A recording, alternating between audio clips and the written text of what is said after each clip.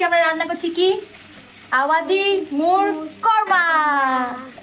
চিকেনটাকে ভালো করে ধুয়ে তেলের মধ্যে ঘি দিয়ে পেঁয়াজটাকে ভেজে নিতে হবে, তারপর আদা রসুন বাটা করে নিতে হবে, তারপর টক দইটাকে ফেটিয়ে রাখতে হবে, তারপর ওই তেলেই কাজু বাদাম ভাজতে হবে।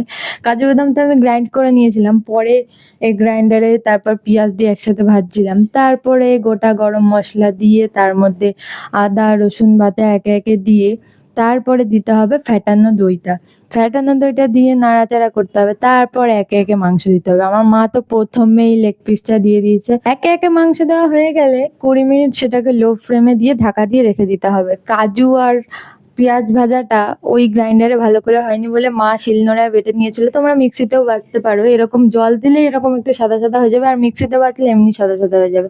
তারপরে দেওয়া হয়ে গেছিল চিকেনের মধ্যে 20 মিনিট পর, তারপর নেড়ে চেড়ে একটু নুন দিয়ে দেওয়া হয়েছিল, তারপরেই আবার কিছুক্ষণের জন্য ঢাকা দিয়ে রাখা হয়েছিল, তারপরে চলে এসেছিল গোলমরিচের গুঁড়ো দেওয়ার পালা। তারপরে গোলমরিচ গুঁড়ো দিয়ে কিছুক্ষণ নাড়িয়ে চাড়িয়ে রেডি আমাদের আওয়াদি মুর কর্মা।